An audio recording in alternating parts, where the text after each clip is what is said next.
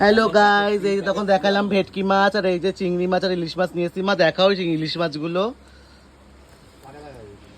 এই দেখো ইলিশ মাছ, ইলিশ মাছ একটা আরেকটা রয়েছে দেখো।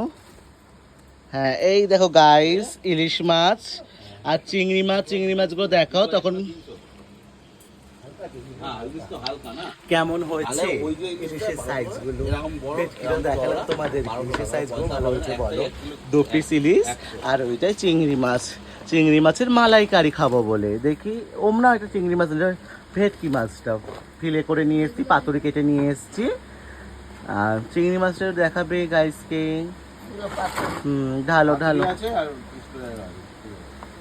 আজকে খাওয়া দাওয়াটা বেশ জম্পে, সব ইলিশ ভেটকি চিংড়ি, আহা আবার ভেটকি মাছের কাটা গাইস দারুণ লাগবে।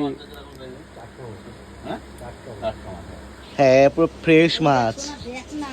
এই দেখো গাইস ভেটকি মাছের কাটাটা, আহা কি ভালো লাগবে কষা কষা খেতে।